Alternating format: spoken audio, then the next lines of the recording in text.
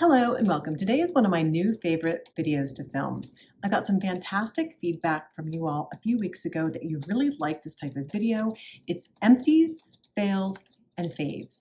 I think we all love these type of videos because we get a chance to, in a comprehensive video, hear about what people are loving, what they're not loving so much, what they finished up and may or may not be repurchasing, and what just didn't work out. One reason that I've decided to do these videos a little more regularly is, a little bit of thunder, is I'm trying to declutter as I go. Instead of doing a fall and spring clean out, I think it's healthier for me to declutter as I go and not hang on to things just because I purchased them and I'm afraid to get rid of them or pass them on in that worry that I've wasted money. I think we all have that little bit of worry that if we purchase something and we're not really loving it, that we'll eventually love it. But I'm trying to get into the habit of decluttering regularly and moving on with products that just didn't work out, either regifting them or unfortunately tossing them out and accepting the fact that I wasted my money. I have 3 skincare products to share with you, 2 makeup products, 5 hair care products, and 5 body products. So I'm going to start with skincare. This is the Avens Retinol. This is their 0.1%. It does come in a lower percent. This is Retinaldehyde, which is one conversion away from prescription vitamin A. For 6 years, I've been able to tolerate prescription vitamin A at 0.5% tretinoin. I'm not sure why all of a sudden this fall my skin decided to say nope. I had a bit of retinization, which is unusual after you've been using tretinoin for so long. I got a little bit of dermatitis, but skin is one of those ever-changing organs that sometimes it just doesn't agree with what we're using. And I have sensitive skin and somewhat reactive skin, so occasionally I run into a product that I just have to take a break from. I'm slowly reintroducing my tretinoin, but what's been really helping is using some retinaldehyde serums during the time that I'm not able to use my tret. I have a couple retinaldehydes that I've tried. One was by Maylove. It's too yellow. I just can't tolerate the fact that it stains things.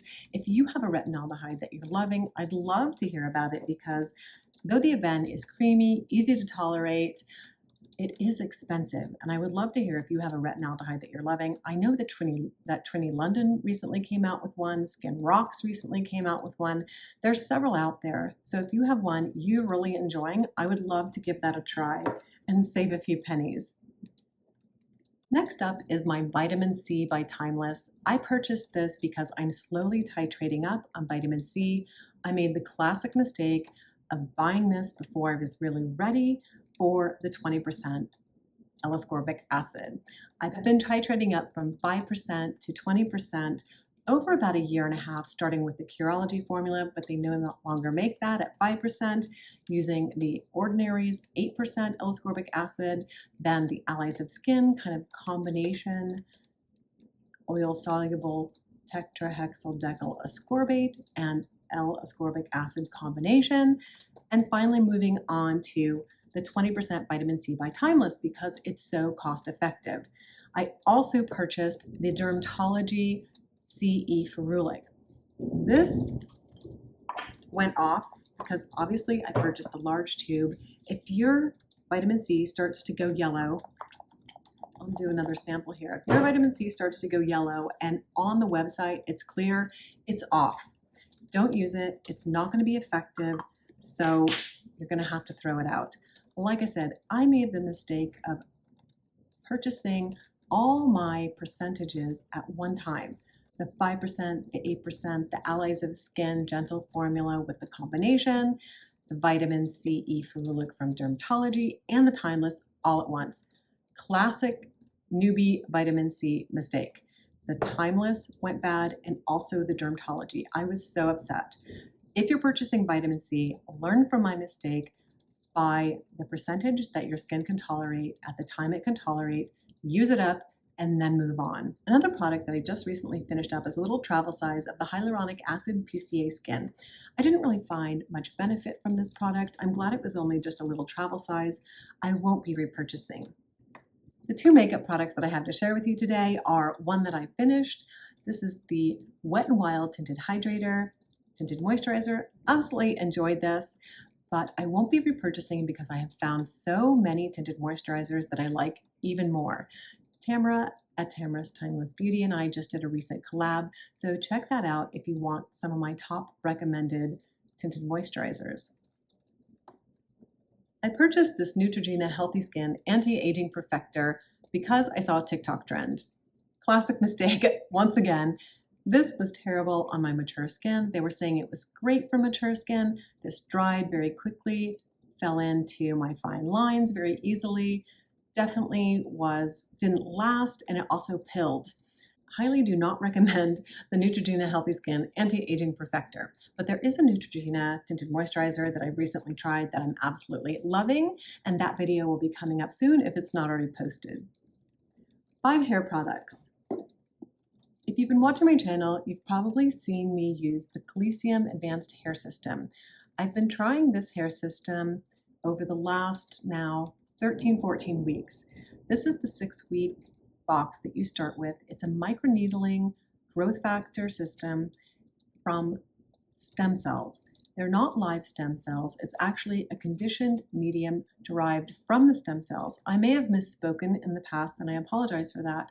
Obviously, they can't sell live stem cells. This is a conditioned growth factor medium serum derived from stem cells from the red deer. So you don't have to worry that you're getting live stem cells in this. It's just lots of growth factors and proteins to stimulate hair growth. I have had a long journey with hair growth. I've been using minoxidil and low-level laser light therapy for years, and I've been able to maintain my hair. But I saw so many dramatic results on some videos that I saw, and they reached out to me. They gifted this in PR, and I was like, why not give it a try? I have definitely seen growth in my receding hairline that's coming back, in sparse areas in my crown. I've had people mention to me that they're noticing my hair is thicker and fuller. So I'm very excited to try this for a full year. I did the 6-week program. I've done a one-time booster session at 12 weeks. So I will continue to rotate this through my hair care routine throughout this year and give you my final results in 12 months. But so far, I'm loving it. I am seeing some growth, and I was really astounded at some of the videos I saw. At the Honest channel, she used this both on her husband, who saw hair growth, and on her 79-year-old father, who clearly has male pattern baldness, and he saw some hair growth. Shocking. I'm trying to convince my husband to do this. He's got some sparse areas in his crown, but he's still thinking about it. This does use a microneedling tool, and that's a little worrisome to him, and he's not quite sure about the growth factors. I also tried to talk my 92-year-old dad into using this. He heard the word needles and ran out of the room. So this is a very interesting product. If you've used this, I'd love to hear your experience with it. Like I said, I've kind of just started on this journey. I'm about 3.5, 4 months in, and will continue to report back. A hair product that I'm going to have to declutter and I don't recommend is the Kenra Hot Spray Firm Hold Heat Protection Spray. This is a thermal spray. It made my hair really weighed down. It made it greasy. Using less of it didn't help. Putting some in my hand and then scrunching it in didn't help. And I don't really know how to pass this on and recommend it or share it with anybody. Even if you had sort of thick, luscious hair, I think this would really weigh your hair down. Maybe if you had very curly hair, this might help control some of the curl, but I don't have any friends that have super curly hair, so I'm not quite sure what to do with this. I've been holding on to it for a while. I'm gonna let go and declutter it. The Balmain Paris texture spray I've been raving about for a while now. This is empty, loved it, would love to repurchase. It's a little on the pricey side. Caroline Labouche, the gray hair model, recommended the Balmain Paris products, and I love them, but they are pricey. I do love my Kenra texture spray number 6, so I'm not sure that I'll be repurchasing this. I'd say I love this a little bit more than the Kenra. It's just a little bit lighter. So kind of torn whether I'll be repurchasing this. A little bit of thunder there. Kind of torn whether I'll be repurchasing this. Still undecided, but I loved it. The Orbe After Beach Wave and Shine Spray was an impulse purchase about a year ago, last summer sometime. It was an impulse buy. I forgot that I don't like the Orbe scent profile. I'm going to give this back to my stylist. I'm sure he's going to get a lot of use out of it because so many of you love the Orbe products and love the scent. It's kind of woodsy, green scented smell, but it's a little bit heavy for me and it lasts. And that kind of scent that lasts throughout the day isn't my preference. Another hair care product that I absolutely love is the Living Proof Perfect Hair Day Advanced Dry Shampoo. It is empty. I've used the original formula like that, but love this. This is a little bit lighter. It has a little bit of a fresher scent. The scent dissipates. It just refreshes my hair between washes. Absolutely love it. Originally received it in PR, have repurchased it with my own dollars. Love it, and it will be a definite repurchase. Actually, I've already repurchased it in the jumbo size. So I definitely highly recommend this if you like a dry shampoo. On to body products. I received the Necessaire deodorant gel in PR. This is part of the new craze of using AHAs for underarm odor. This was sticky. It didn't cut down on the odor. I've actually used the glycolic from The Ordinary as well because I was curious. That didn't cut down on the odor. So this is going to be a non-repurchase and a non-recommend. What I do like for underarm odor is super simple, and you can find it at the drugstore. It's the Panoxol Advanced Foaming Acne Wash. It's great to cut down the bacteria in your underarm and will cut down on the number of days you actually need deodorant. Absolutely love this. It's not over drying, and this has been a constant repurchase and sits in our shower. Our whole family uses it. The Eucerin Urea Repair Plus Lotion was recommended to me about a year ago. It took me forever to use this. It just sits on top of my crepey skin. It doesn't get rid of my crepey skin. I don't know why, because my body loves urea. My skin just soaks up urea. It loves it, but this formula just doesn't sink in. I don't find any relief from dry skin or crepey skin from this. This won't be a repurchase. If you have a urea lotion that you love for the body, give me some recommendations down below. I'm always open to body products. I'm going to be going back probably to my Slather by Topicals. I love that body serum. It's a little on the pricey side, but I love it. I get great results from it. It has urea, retinol, and lactic acid. So it's one of my body favorites that I'm excited to start using again. So we're having a hailstorm and thunder and lightning. So my filming has been a bit interrupted. I will put some footage of this crazy storm at the end of this video if you're a weather bug. Another body product that you can get from the drugstore, it's really cost effective but didn't work for me, is the Advanced Clinicals Retinol. I've been using a retinol for the body well over a year now after being introduced to Slather. I love it. But this just didn't work. It wasn't a replacement for the Slather. It's kind of a medium weight body lotion.